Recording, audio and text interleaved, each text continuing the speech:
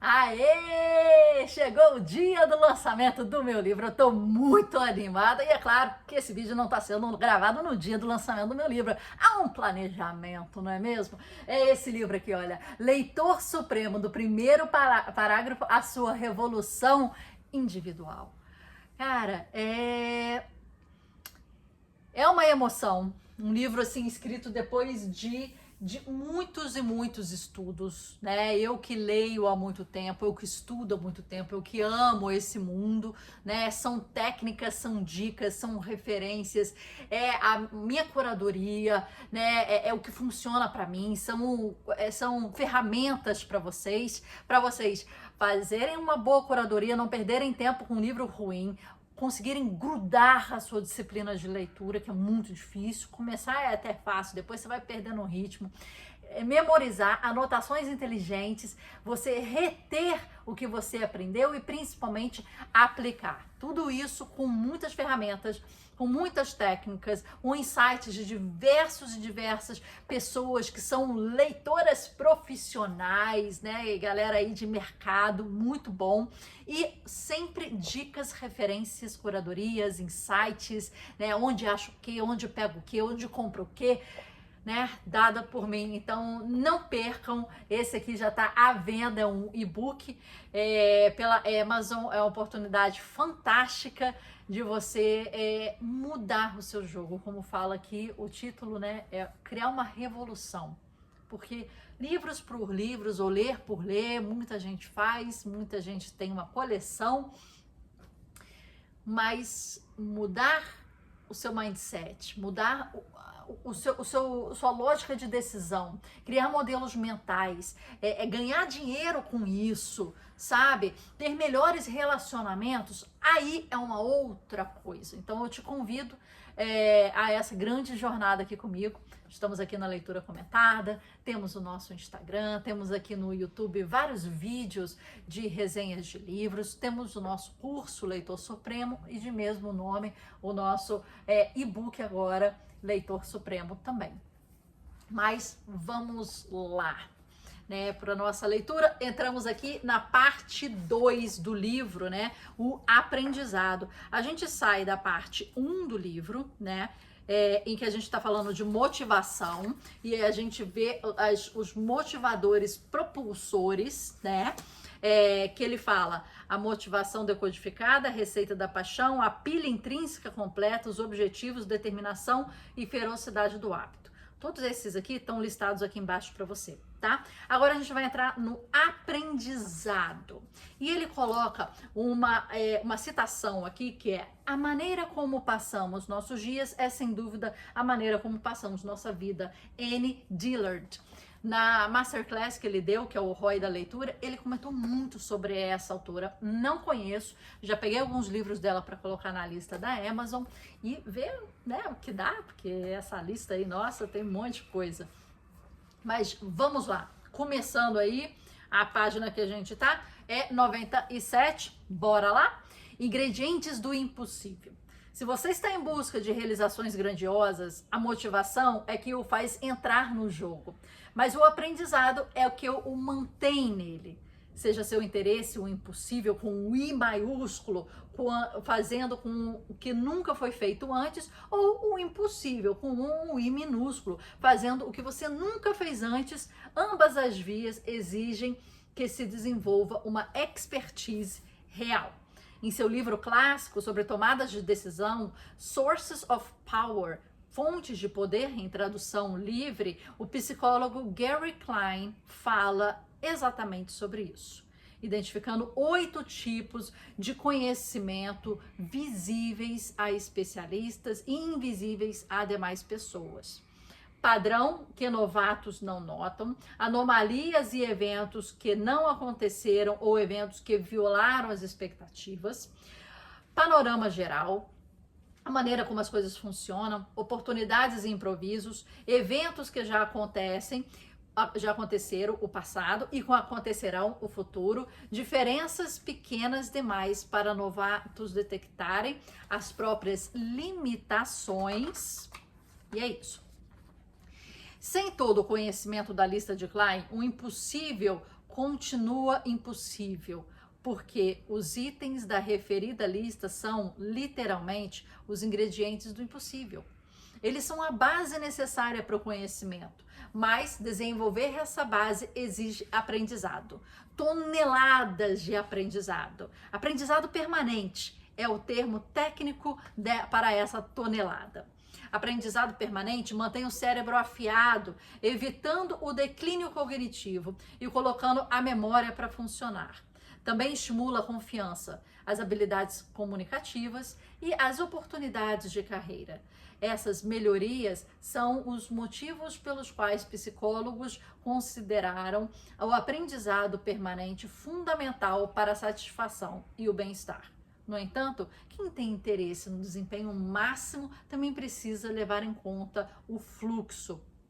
Aqui ele está falando de aprendizado permanente e existem livros que falam hoje em dia sobre isso, e são livros que falam o lifelong learning, quer dizer, o aprendizado de vida inteira, não para nas instituições, no seu colégio, na faculdade, na pós, na graduação, no doutorado, no PhD, blá, blá, blá, não para aí, é aprendizado ao longo da vida, né? Esse termo é bem legal. Se seu objetivo é ficar no ponto ideal entre desafio e habilidade para maximizar o tempo o gasto no local, é preciso estar constantemente se estendendo além dos limites das próprias capacidades. Isso significa que estamos constantemente aprendendo e melhorando e, consequentemente, subindo o nível do próximo desafio. Além de enfrentar esses desafios maiores, temos que adquirir ainda mais habilidades e mais conhecimento. O aprendizado permanente é uma maneira de acompanharmos o ritmo do objetivo em movimento, que é o ponto ideal entre os desafios e as habilidades. É a base de um estilo de vida de fluxo elevado. Mas é aqui que as coisas se complicam. O aprendizado é uma habilidade invisível. Na maioria das vezes, você é ruim até melhorar. É claro que você pode fazer uma escolha consciente de se aprofundar no fluxo de informações e ter a determinação para aplicar o trabalho de base necessário. No entanto, a maior parte do processo acontece sem que seja visto. Os principais mecanismos neurológicos do aprendizado, reconhecimento de padrões, consolidação da memória e construção de circuitos, estão intencionalmente além do nosso alcance. E isso leva a uma pergunta muito importante: como melhorar o que não se pode ver? Vamos lá. Mentalidades de crescimento e filtros de verdade. Estamos na página 99, gente. Vamos lá. A gente vai ler mais duas páginas, possivelmente. 2 páginas. Tá, vamos lá. Praticamente qualquer coisa que você deseja aprender vem com requisitos básicos. Não importa quão grande seu desejo seja, se você não tem bastões, botas e amarrações, nem adianta tentar descobrir como esquiar. Isso também vale para o ato do aprendizado em si. Se você tem interesse em ampliar e acelerar esse processo, precisa começar com o equipamento certo, uma mentalidade de crescimento e um filtro da realidade. A mentalidade de crescimento é muito falada, né, no livro Mindset, que é um livro que eu realmente não gosto, não indico, acho muito prolixo, mas eu acho que ele poderia ser resumido em meia página, sabe? Aqueles livros assim, que é realmente a mentalidade de crescimento e a mentalidade fixa. É isso que ele fala lá, de diversas formas, a mesma coisa sempre. Então, você tem uma mentalidade de crescimento, quer dizer, uma mentalidade que vai tendo uns juros compostos a partir dos desafios que você vai implementando. Ela não está estagnada, parada, paralisada, né? E um filtro de verdade, que eu acho que isso é o mais difícil na vida. Para mim, praticamente também. Às vezes a gente cria uma realidade em que a gente quer acreditar. E a gente não vê a realidade, às vezes, puramente como ela é. No sentido, às vezes, Seu público não está afim disso, que você está super afim de falar, você tem, sabe, uma energia, um gás, você tem uma paixão pelo aquele tópico, mas isso realmente você não consegue vender, você não consegue falar, você não consegue ressoar, você não consegue nada com esse tópico que às vezes é seu, mas você às vezes quer entochar, quer falar, e você deixa de ouvir, né? E você, quando tá num mercado, na verdade não é sobre o que você quer falar, o que você gosta. Muitas das vezes é o que o público quer. E aí, se você consegue essa congruência entre o que você ama, o que o público quer e o que dá dinheiro, porque você precisa sobreviver minimamente, quando você consegue juntar esses e achar esse ponto ótimo aqui, aí é interessante, né? Mas não adianta você ficar fazendo o que quer, né? Vamos por partes. Primeiro deles, a mentalidade de crescimento já foi abordado. Estou trazendo novamente como um lembrete. Sem mentalidade de crescimento, o aprendizado é quase impossível.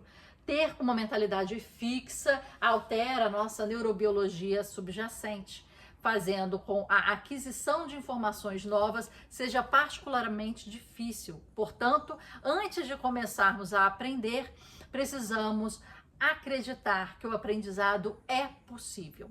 Além disso, uma mentalidade de crescimento poupa tempo. Significa que o seu cérebro está preparado para absorver conhecimentos novos. Então, você não precisa perder horas girando em círculos. Também é uma forma profunda de limitar o diálogo interno negativo, o qual, por impactar nossa capacidade de descobrir conexões entre ideias, é outra barreira para o aprendizado. O mais importante é que uma mentalidade de crescimento o ajuda a enxergar os erros como oportunidades de melhoria e não como falhas de caráter, garantindo que você chegue mais longe, mais rápido e com muito menos turbulência emocional ao longo do caminho. Enquanto a mentalidade adequada prepara o cérebro para aprender, o filtro de realidade adequado nos ajuda a analisar e avaliar o que está sendo aprendido. Quase todas as pessoas de desempenho máximo que conheci desenvolveu algum tipo de filtro de realidade. Muitas delas descobriram um jeito difícil, não por meio de tentativa e erro. Minha sugestão: encurte esse processo. O desempenho máximo consciente exige aprendizado consciente. Assim, a melhor maneira de aprimorar essa parte do aprendizado é aprender a aprender mais rapidamente. Aprenda as metahabilidades que cercam o processo de aprendizado e use-as para ampliar o invisível. E é exatamente isso que faz um sistema implementado para avaliação rápida e precisa das informações. Meu próprio filtro da realidade foi definitivamente construído do jeito difícil.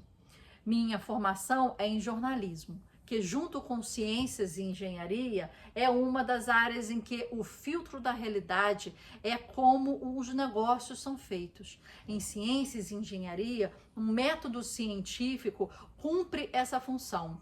Jornais e revistas, por outro lado, contam com um parâmetro diferente para determinar se uma informação é verdadeira e se pode ser publicada. Se alguém lhe conta algo, você consegue que três outros especialistas confirmem isso. Então, isso se torna um fato. Você pode publicar sem medo, mas vai devagar. No início do século dos anos 20, uma revista importante me contratou para elaborar um artigo sobre neurociência de minhas experiências místicas. Uma das minhas coisas que descobri foi que os cientistas haviam feito alguns progressos profundos nessa seara. Experiências que no passado eram consideradas místicas, começaram a se tornar biológicas. E isso parecia uma ótima notícia. Quis saber porque nem todos estavam cientes desse avanço. Fiz uma pergunta ao meu principal subordinado. O problema, disse ele, era que outros 2 pesquisadores, não cientistas de respeito, mas charlatões espirituais, na opinião dele, haviam escrito best-sellers no assunto. Esses livros tinham obscurecido as ciências da natureza com especulações místicas e aquilo foi o fim da linha. A curiosidade científica tomou rumos menos metafísicos e o financiamento para as pesquisas secou.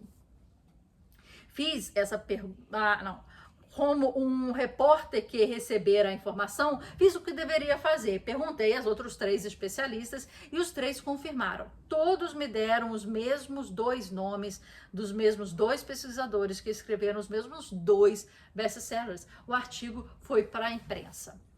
Mais tarde, meu editor recebeu um telefonema irado de um dos pesquisadores cujo nome havia sido citado.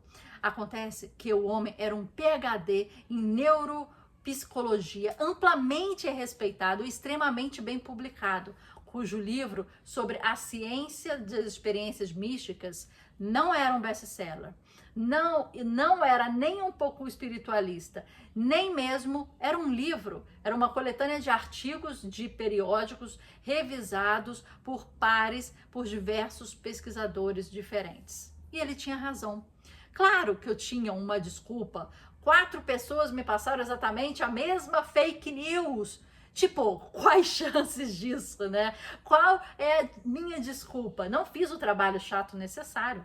Em vez disso, caluniei um bom cientista. Meu filtro da verdade, ainda que fosse um padrão da área, não era bom o suficiente. Foi quando decidi que se os padrões para a publicação exigem que os fatos fossem confirmados 3 vezes, eu sempre confirmaria 5 vezes. Sempre checaria meus fatos com 5 especialistas. E foi aí que eu descobri uma coisa estranha. Faço uma pergunta a 4 pessoas e provavelmente terá respostas parecidas. Às vezes isso acontece porque você consegue o nome da pessoa seguinte por último. Às vezes porque as áreas têm tendências predominantes. Porém, se tiver tempo para perguntar a uma 5ª pessoa, as chances de que ela diga algo que contradiga quase tudo o que você aprendeu até agora. Isso, por sua vez, geralmente requer outras 5 discussões com mais 5 especialistas para resolver a questão. Então, esse é meu filtro de verdade. 5 especialistas por pergunta. E se os 5 discordarem, converso com mais 5.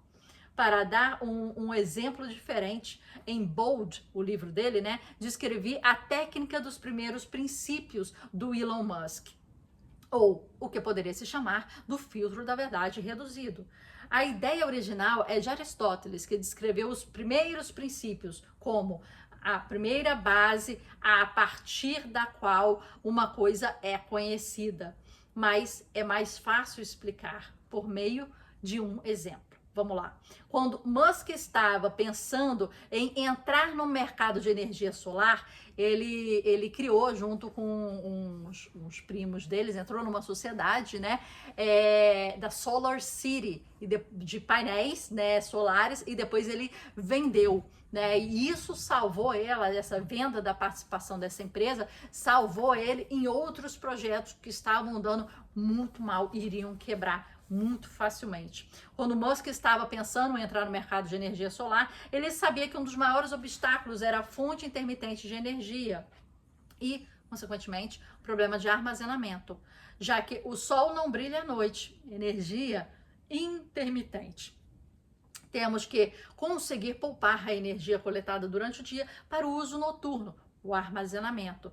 Porém, em vez de tomar uma decisão sobre entrar ou não na área com base no que o mercado estava ou não fazendo, ou ainda no que a concorrência oferecia, Musk entrou na internet e visitou o London Metal Exchange. E o que ele procurou?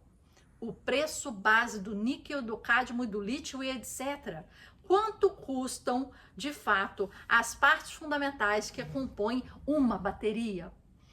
Ele sabia que a tecnologia em si está sempre melhorando. Não importa quanto você seja cara agora, mais tarde você será sempre mais barata. E assim, quando o Musk viu que essas partes básicas eram vendidas por centavos de dólar, percebeu que havia muito espaço para melhoria tecnológica. Foi aí que nasceu o Solar City, né, que eu falei. Essa é uma técnica de um dos seus princípios. É um filtro de verdade, um sistema de avaliação de informações que nos permite fazer escolhas melhores com mais rapidez. Então, você vê aqui que ele sempre está falando a questão de tempo e a questão de direção. Quer dizer, a escolha certeira que vai te dá, não é atalho, né? Mas vai te dar um caminho mais certeiro, mais rápido para o seu objetivo. Então, tempo e direção é sempre falado aqui. Musk usou a mesma abordagem quando fundou a SpaceX, sua empresa de foguetes.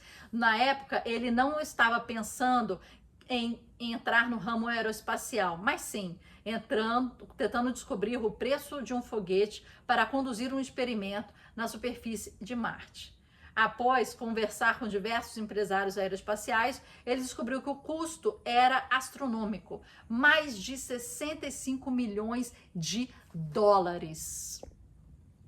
Né? Impressionante, 65 milhões de dólares. Porém, conforme contou a revista Wired, uma revista muito boa para você ter aí na sua referência. Então, eu disse, certo? Vamos considerar os primeiros princípios. Do que é feito um foguete? Ligas de alumínio aeroespacial, além de um pouco de titânio, cobre, fibras de carbono. Depois eu perguntei, qual o valor desses materiais no mercado de matéria-prima? Acontece que o custo desses materiais do foguete eram 2% do preço típico.